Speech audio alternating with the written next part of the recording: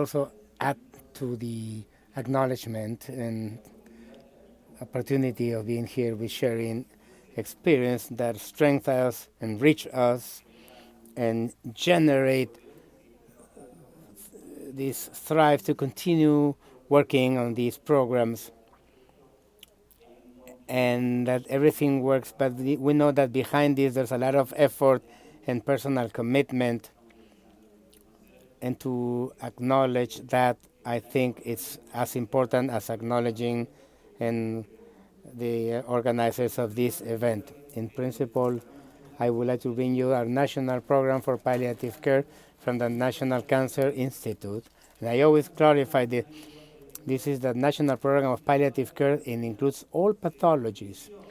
It started in the National Cancer Institute, but our goal is to reach all chronic pathologies with negative prognosis.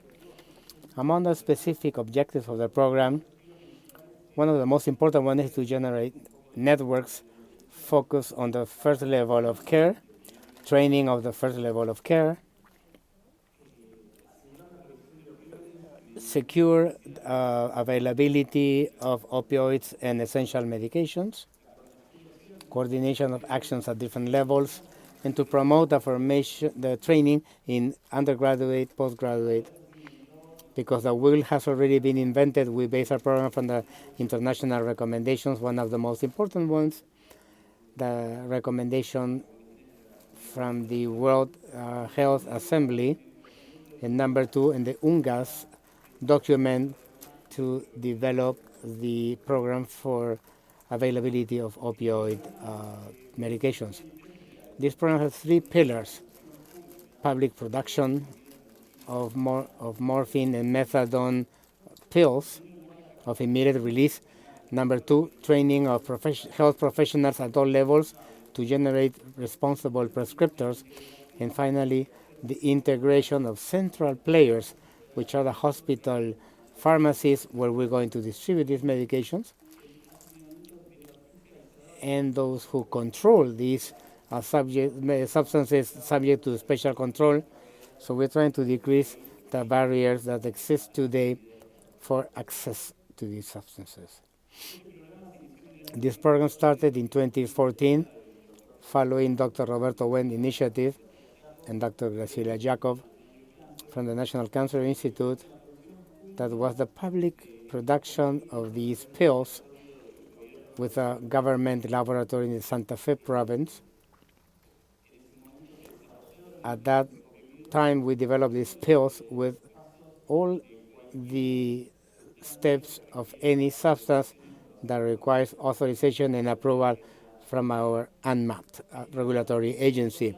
This took 2 years, went through all the pharmacosurveillance processes, among others, and now we're launching the first phase of, in order to reach all the population that needs this medication, and that access to pain control is a reality for all the patients in the Argentinian Republic.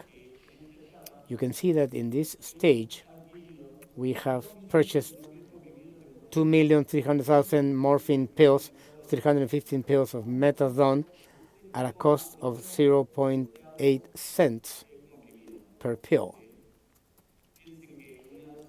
Now, a mean dose of 10 milligrams of methadone costs 16 cents of dollar per day of treatment. When it makes that 1 month of treatment is less than $5 in cost. In pesos, this is 3.5 pesos per pill. A candy in the store costs 2 pesos. An ibuprofen pill costs 8 pesos. So we were able to achieve a cost for these pills that was lower than an ibuprofen of OTC. To decrease the barriers in access, we not only need to secure provision or a supply, and we're working with the ANMAT regulatory agency. One of the interesting elements that we find in the context of this program is the elaboration of a digital ticket or form to request. This is a pilot test. Once it works and if we're able to put it in optimal conditions, it will replace the institutional tickets where the pharmacists require this, and this process takes between 1 to 3 months of processing.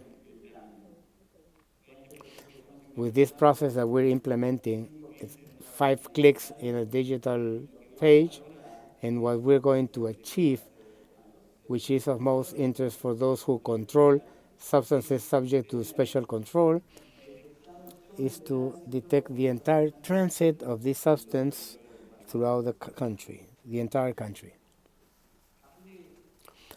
In order, when we continue working in this area, because we physicians want to make sure of granting access and controllers want to prevent deviations, so we have a digital registry of patients, of dispensation in each drugstore, the stock of each drugstore, and those physicians who are prescribers.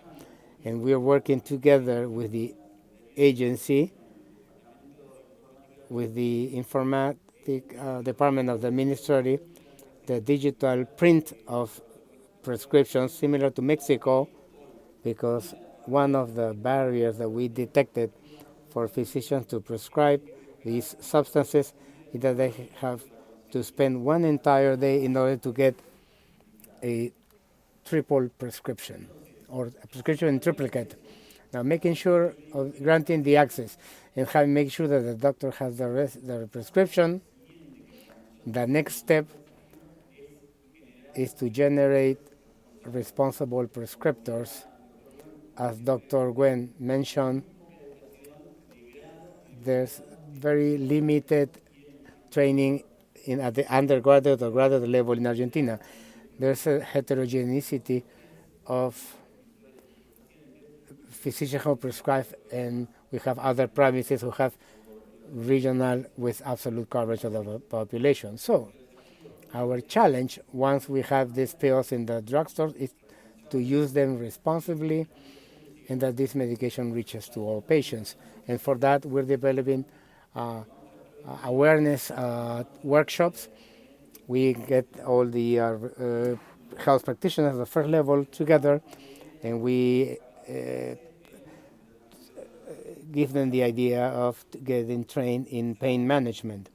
Now, we also know that it is very difficult to teach how to use opioids through courses or training, because there is a natural resistance that's quite large, and for the physician that never prescribes and start prescribing, despite the fact that he knows that the patient needs it, we need to go through a series of barriers of training and culture.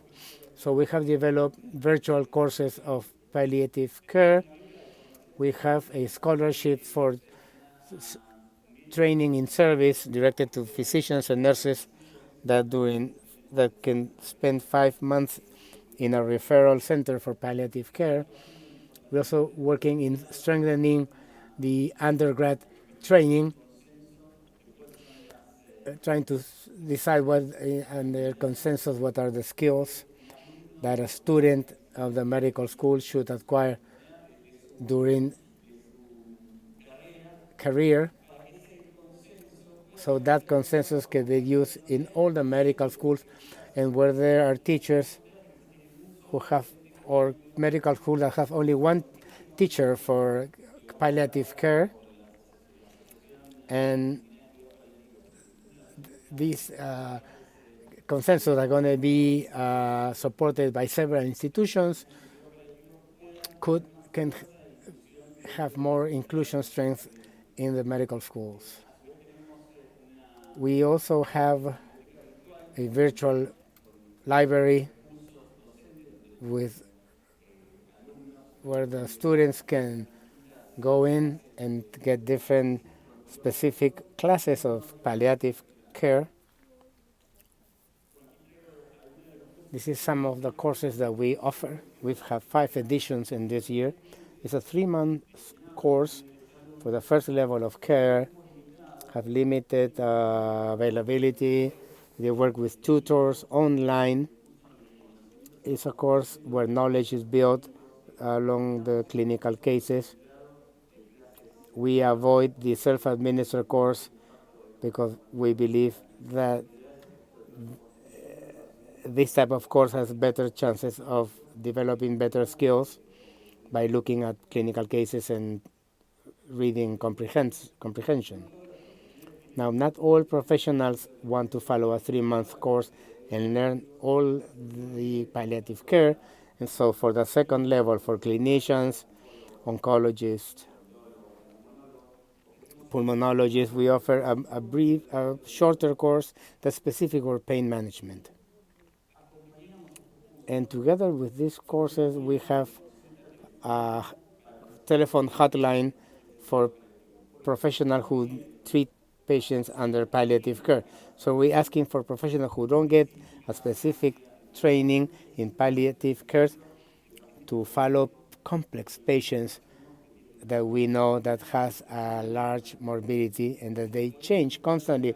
So we may train them in the ABC, but we may give them some support for when the patient goes out of that 80% of patients that can be cared in the first level and require a greater complexity. Perhaps a patient who's in a remote area cannot be sent to a specialized team in palliative care, and this physician of the first level of care, with this hotline, those physicians can call 5 times a day as much as necessary and talk to a specialist in palliative care in order to do a joint follow-up of this patient at a distance. We also have courses to facilitate learning in palliative care for pediatrics, for psychologists for palliative care, and for nurses. I don't have this flyer here with me. And finally, these are the scholarships to rotate, 5-month rotation. This is the result of what Tanya asked from us a year ago when she asked to update information for the Atlas of the Latin American Association. We start sending emails and generating an update of institutions that offer palliative care. We have more than 300 institutions detected, and from there we decided jointly with the Palliative Care Argentinian Association to develop a directory to facilitate access both to patients who look services of palliative care as well as professionals who require to derive patients in remote areas of the country. Thank you very much.